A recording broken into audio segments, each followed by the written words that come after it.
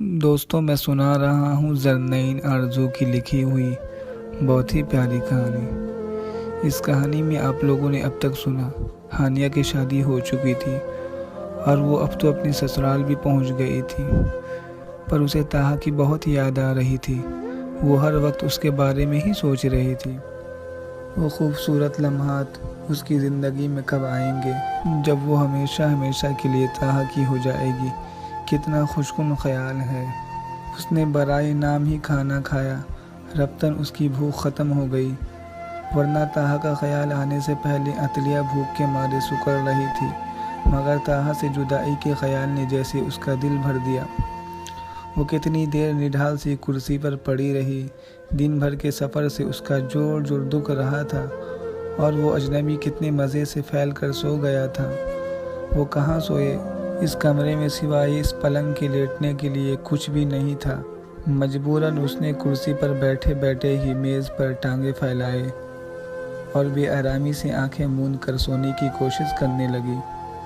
بند آنکھوں کے پلکوں میں طاہا کا خیال آ بسا تو باقی ساری رات کٹنے کا احساس تک نہ ہوا۔ پتہ نہیں صبح کب ہوئی۔ کھڑکی کے راستے دھوپ سیدھا اس کے چہرے کو چھو رہی تھی۔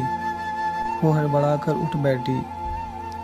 دولہا میاں پتہ نہیں کب کے غائب تھے، کم از کم اسے ہی جگا دیتے۔ ساری رات کرسی کے ہتھے پر سر رکھنے سے اس کی گردن جیسے اکڑ گئی تھی۔ اس نے کتنی ہی مرتبہ گردن کو دائیں بائیں گھما کر اس اکڑاؤ کو ختم کرنا چاہا۔ ناشتہ یہیں کرو گی یا باہر صحن میں؟ چھوٹی بھابھی نے کمرے میں آ کر جھانکا تو جیسے اس کی ورزش رک سی گئی۔ ویسے دولہا میاں تو کب کے ناشتہ کر کے کام پر جا چکے، اگر انہیں ابھی سے قابو میں نہیں کرو گی تو ان کی یہ لاپرواہی تا حیات برقرار رہے گی۔ دراصل انہیں کسی بات سے کوئی فرق نہیں پڑتا، وہ ایک عرصے سے اسی روٹین پر قائم ہیں، صبح سویرے ناشتہ کر کے کام پر نکل جاتے ہیں۔ نئی دلہن کی آمد نے بھی ان کے معمول میں کوئی فرق نہیں ڈالا۔ پتہ نہیں چھوٹی بھابھی صاحبہ کیا جتانا چاہ رہی تھی۔ ویسے بہت دیر لگائی تم نے اٹھنے میں، لگتا ہے جیٹھ جی نے۔ اس نے مسکراہٹوں کو بظاہر روکتے اور بے قابو کرتے ہوئے کہا۔ تمہارے کرسی پر سونے کے انداز سے صاف لگ رہا تھا کہ جیٹھ جی کے پتھر دل پر کسی قسم کا کوئی اثر نہیں ہوا۔ ویسے تمہاری موہنی صورت کسی کے دل پر بھی ڈاکہ ڈالنے کو کافی ہے، مگر یہاں ہمارے جیٹھ جی بھی بہت کائیاں ہیں۔ مجھے منہ ہاتھ دھونا ہے۔ وہ جیٹھ جی کی اس گردان سے تنگ آ کر بات بدلنے کی خاطر بولی۔ ہاں تو دھو لو، منع کس نے کیا ہے؟ وہ چپ چاپ باہر صحن میں لگے نلکے کی طرف آ گئی اور ٹوٹی کھول کر پاؤں پانی کی موٹی سی دھار کے نیچے دے لیے۔ نلکا کم کھولو جیٹھ جانی جی۔ چھوٹی بھابھی اس کے تعاقب میں پیچھے چلی آئی۔ میرا نام ہانیہ ہے، جیٹھانی جی نہیں۔ ہانیہ نے منہ بنا کر جیسے کڑوی گولی ہضم کی تھی۔ نام کوئی بھی ہو، میں تو رشتوں کے تعلق سے فرد کو بلاتی ہوں۔ چھوٹی بھابھی کی آواز اتنی اونچی ضرور تھی کہ باورچی خانے میں موجود آپا جی تک جا پہنچی۔ آپا جی ان کی ساس تھیں۔ شوہر کے گزر جانے کے بعد انہوں نے بچوں کو بہت توجہ سے پالا تھا، مگر بڑے بیٹے سے زیادتی کر ڈالی تھی۔ اس کے پڑھنے کی عمر میں ہی اسے دکان پر بیٹھا دیا تھا، جبکہ چھوٹے ساجد کو ہتھیلی کا چھالنا بنا کر رکھا تھا۔ اسے کسی کام کو ہاتھ تک نہ لگانے دیا تھا۔ کاروبار کی ساری ذمہ داری زوار کی تھی۔ ساجد تو ناز نخروں میں پڑھ کر صرف آرام طلب ہو گیا تھا۔ اس کی شادی بھی بڑی دھوم دھام سے آپا بھی نے پہلے کر دی تھی، حالانکہ پہلا نمبر زوار کا تھا۔ آپا بھی نے زوار کی شادی اب تک اس لیے نہیں کی تھی کیونکہ وہ جانتی تھی زوار ان کا کماؤ پھوت ہے۔ اگر انہوں نے اس کی شادی کر دی تو آنے والی دلہن اس کی ساری کمائی پر قبضہ کرے گی اور اس گھر میں فساد الگ کھڑا کرے گی، جبکہ ابھی انہیں شفو کو بیاہنا ہے۔ ساجد کو الگ سے نیا کاروبار کروا دینا تھا اور اس مقصد کے تحت وہ زوار سے ایک ایک پائی کا حساب لیتی تھی، اور زوار بھی اچھے بچوں کی طرح سب کچھ آپا بھی کی ہتھیلی پر رکھ دیتا تھا۔ ساجد کی ذات سے متعلق کوئی فرمائش ہو، زوار اسے پوری کرنا اپنی ذمہ داری سمجھتا تھا۔ ساجد کی دلہن کو منہ دکھائی میں بھاری سیٹ زوار نے صرف آپا بی کے فرمائش پر بنوا کر دیا تھا۔ اس کے کمرے میں دلہن کے آنے سے پہلے ہر طرح کی آسائش موجود تھی۔ اے سی روم، فریج، خوبصورت بیڈ، بہترین الماری۔ صرف یہی نہیں، آپا بی نے ساجد کا بھاری جیب خرچ بھی باندھ دیا تھا۔ وہ بیوی والا ہے، کل کو بچے بھی ہوں گے، بڑے بھائی کے سامنے اسے ہاتھ نہ پھیلانے پڑے۔ مجھے لگتا ہے تمہارا ولیمہ بھی نہیں ہوگا۔ آپا بھی تو شروع سے ولیمہ کے حق میں ہی نہیں، اور جیٹھ جی ٹھہرے ان کے فرما بردار۔ ویسے میرا ولیمہ بڑے دھوم دھام سے ہوا تھا۔ اپنے پرائے سب نے تعریف کی۔ سارا خرچہ جیٹھ جی نے اٹھایا تھا۔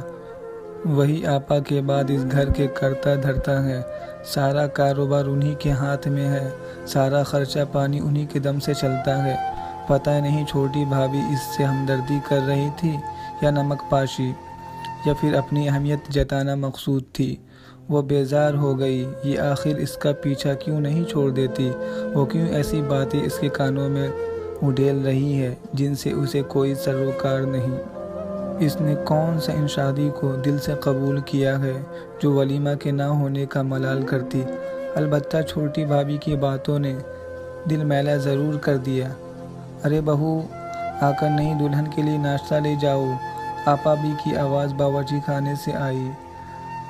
جاؤ تم خود ہی اپنے لیے ناشتہ لے لو، یہاں کوئی ملازم نہیں ہے، چھوٹی بھابھی نے تیکھے انداز میں کہتی کمرے کی جانب مڑ گئی۔ اس نے خاموشی سے نظر صحن پر ڈالی جہاں الگنی پر بے شمار کپڑے سوکھنے کے انتظار میں لٹک رہے تھے۔ وہ چند لمحے کھڑی گھر والوں کے رویے پر غور کرتی رہ گئی۔ ابا کے گھر میں اس کی حق تلفی کرنے والی صرف سوتیلی امی تھی، اور یہاں اس گھر میں ہر ایک اس کے مد مقابل ہے۔ اس چھوٹی بھابھی سے اس کا آنکڑا خوب رہے گا۔ اور بھابھی، یہ ناشتہ کر لیجئے۔ شفو اس کے سامنے ناشتے کی ٹرے اٹھائے آ گئی۔ وہ چپ چاپ وہیں صحن میں چارپائی پر بیٹھ گئی، سر پر دوپٹہ اوڑھے ناشتہ کرتے ہوئے۔ اس کا ذہن مسلسل پک رہا تھا۔ پتہ نہیں ان نامساعد حالت میں اسے کتنے دن رہنا ہے، ایک دن، ایک مہینہ یا ایک سال، نہ جانے اس کا اور طاہا کا راستہ کب ہموار ہوگا۔ اور بھابھی، آپ بہت کم بولتی ہیں۔ شفو اس کے سامنے ہی بیٹھ گئی تھی۔ نہیں تو پھر آپ بولتی کیوں نہیں؟ نئے گھر میں ایڈجسٹ ہوتے وقت لگتا ہے۔ آپا بھی باورچی خانے سے چھوٹی بھابھی کو آواز لگا رہی تھی۔ ارے سکینہ جی۔ چھوٹی بھابھی اپنے کمرے سے باورچی خانے کی طرف لپکی۔ دوپہر کے پکانے کے لیے کیا سوچا ہے؟ زوار 1 گھنٹے کے لیے گھر آتا ہے، چل جلدی سے ساجد کو سبزی لانے کے لیے بھیج دے۔ ساجد کے سر میں درد ہے آپا۔ تو پہلے کیوں نہیں بتایا؟ گرمی سر پر چڑھ گئی شاید، برف منگوا کر سر پر رکھنی تھی۔ چل تو اس کا سر دبا دو، میں سر درد کی گولی لاتی ہوں۔ آپا کی تشویش سے بھرپور آواز ہانیہ نے بخوبی سنی۔ اس نے اندازہ لگا لیا ساجد سے آپا بی کی دلی وابستگی زیادہ ہے۔ جب ہی وہ سبزی وبزی سب بھول بھال گئی تھی، چھوٹی بھابھی اپنے کمرے کی جانب لپکی۔ سب بہانہ ہے، شفو بتانے لگی۔ ایک تو ساجد بھائی ہڈ حرام ہے، اور اوپر سے چھوٹی بھابھی بھی الگ مزاج کی ہیں، شوہر کو بالکل ہی گھٹنوں سے لگا لیا ہے۔ یہ تمہارے ساجد بھائی کیا کرتے ہیں؟ اس نے پہلی بار اسی سے سوال کیا۔ وہ ہل کر پانی بھی نہیں پیتے، سارا دن چارپائیوں توڑتے رہتے ہیں، نہ ملازمت کرتے ہیں اور نہ ہی زوار بھائی کے ساتھ دکان پر بیٹھتے ہیں۔ اتنی چلتی دکان ہے، زوار بھائی کو تو فرصت ہی نہیں ملتی۔ اگر ساجد بھائی ان کے ساتھ دکان پر بیٹھے تو زوار بھائی کو ذرا آرام کا وقت مل جائے گا، مگر زوار بھائی سدا کے نرم مزاج ہیں، نہ ساجد بھائی کو کچھ کہتے ہیں، نہ کسی قسم کا احتجاج کرتے ہیں۔ آپا بھی ساجد بھائی کو ہتھیلی کا چھالا بنائے رکھتی ہیں۔ دوستو، آگے کی کہانی اگلے ایپیسوڈ میں۔ اگر یہ کہانی آپ لوگوں کو پسند آ رہی تو پلیز ہمارے اس چینل کو سبسکرائب کر دیجیے گا، تاکہ آگے آنے والی ویڈیو کی نوٹیفیکیشن آپ لوگوں کو جلد پہنچ سکے۔